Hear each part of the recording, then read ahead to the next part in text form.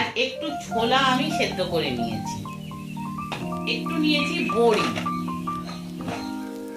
আর এইখানে একটু আদা কাঁচা লঙ্কা বাটা আছে, ধনে পাতা, একটু সাদা, এটা সাদা তিল বাটা, হ্যাঁ পোস্ত বাটা কিন্তু নয়, সাদা তিল বাটা, দেখুন আমি গ্যাসটাকে জ্বেলে দিলাম।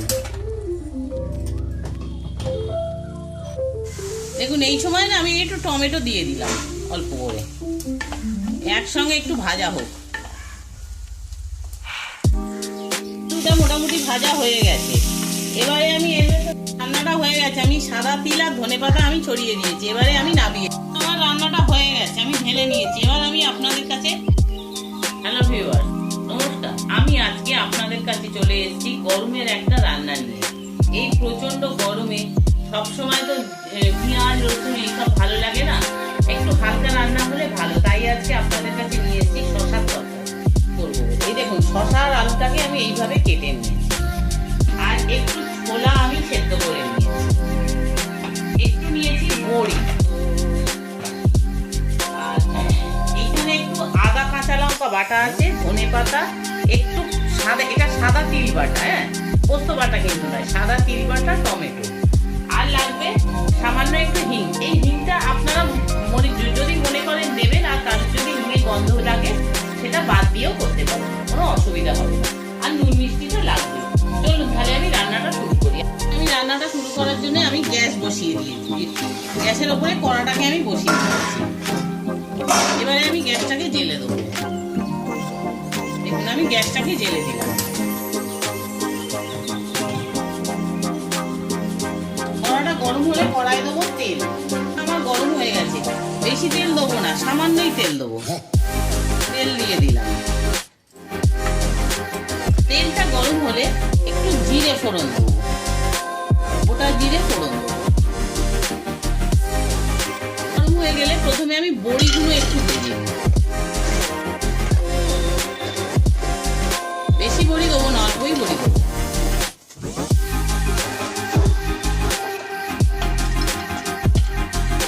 আমার বড়িগুলো ভাজা হয়ে গেছে, আমি এবারে বড়িগুলো তুলে নিচ্ছি।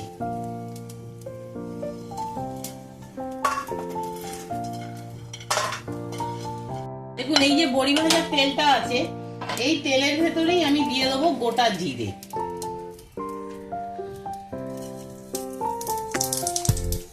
গোটা জিরেটা আমি ফোড়ন দিলাম, দিয়ে এবারে সামান্য আমি হিং দিয়ে দেবো, সামান্য, খুব সামান্য আমি হিং দেবো। দেখুন একদম আমি এইটুকখানি হিং দিচ্ছি, হিং দিয়ে না বেশিক্ষণ রাখবো না, তাহলে হিংটা পুড়ে যাবে। এবারে এই শশা আর এই আলুটাকেও আমি দিয়ে দিলাম। এখন কিন্তু নুন দেবো না, তাহলে শশার জলটা ছেড়ে দেবে। কিছুক্ষণ বেশ ভালো করে এটাকে নেড়ে নিতে হবে, যাতে শশার কাঁচা গন্ধটা না থাকে। দেখুন এই সময় না আমি একটু টমেটো দিয়ে দিলাম অল্প করে, একসঙ্গে একটু ভাজা হোক। মোটামুটি ভাজা হয়ে গেছে, এবারে আমি এর ভেতরে এই ছোলাগুলোকে দিয়ে দেবো।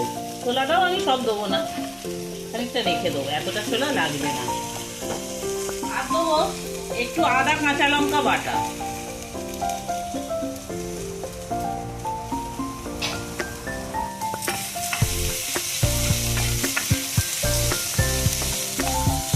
আচ্ছা এরপরে আমি এর মধ্যে দিচ্ছি সামান্য হলুদ,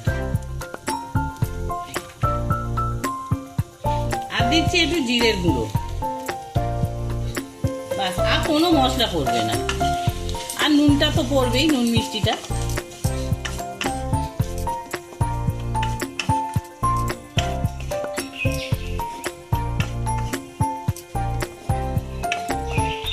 আর এখানে যে প্রথমে আমি সাদা তিলটা বেটে রেখেছিলাম, সাদা তিল বাটার যে জলটা ছিল, এই জলটা দিয়ে দিলাম, দিয়ে আমাকে আরেকটু জল দিতে হবে শশা আলুটা সেদ্ধ হওয়ার মতন।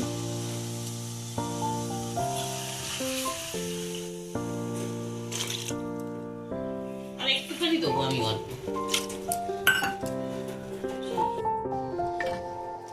দেখুন আমি তরকারিটার ভেতরে জলটাও আমি দিয়ে দিয়েছি, দিয়ে এবার একটু চাপা দিয়ে দেবো যতক্ষণ না এটা সেদ্ধ হবে। তারপরে আমি ওই সাদা তিল বাটাটা দেবো, আর বড়িটা একটুখানি দিয়ে দেবো। দেখুন আমি তরকারিটা একবার খুলে দিয়েছিলাম, দিয়ে দেখলাম আলুগুলো আরেকটু সেদ্ধ হবে, সেই জন্য আর অল্প একটু জল দিয়ে দিয়েছি, দিয়ে নুনটা দিয়ে দিয়েছি, দিয়ে আমি এই ভাজা বড়িগুলো আমি এখন দিয়ে দিলাম, দিয়ে আমি আরেকটু চাপা দিয়ে দেবো। শশাটাও আলুটাও মোটামুটি সেদ্ধ হয়ে গেছে, শশাও সেদ্ধ হয়ে গেছে, আলুও আমার সেদ্ধ হয়ে গেছে। এবারে আমি ওই সাদা তিল বাটাটা আমি দিয়ে দেবো।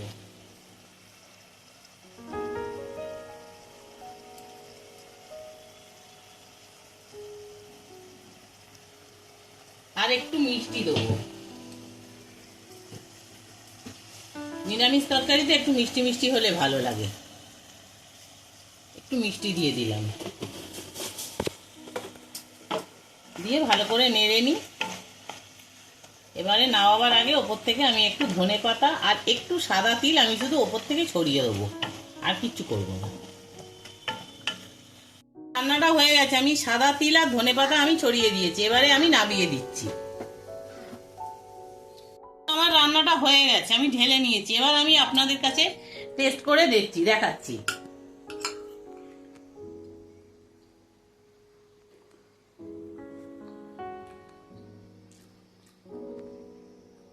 বেশ ভালোই খেতে হয়েছে। গরমের দিনে এইভাবে আপনারাও হালকা করে করে দেখবেন, মনে হয় আমার মনে হয় আপনাদেরও যারা হালকা রান্না পছন্দ করেন তাদের মনে হয় আমার এই রান্নাটা ভালো লাগবে। যদি আমার এই রান্নাটা ভালো লাগে আপনারা একবার অন্তত করে দেখবেন, এই গরমের দিনে করে খেয়ে দেখবেন, আর কিরকম লাগলো খেয়ে সেটাও আমাকে জানাবেন। আপনার একটা লাইক করবেন আর প্রচুর শেয়ার করে দেবেন অন্য বন্ধুদের মধ্যে, যাতে আরো সবাই দেখতে পারে। আর একটা পাশে থাকা বেল আইকনটা টিপে দেবেন, যাতে পরবর্তী রান্নার ভিডিও নিয়ে আপনাদের কাছে চলে আসতে পারি।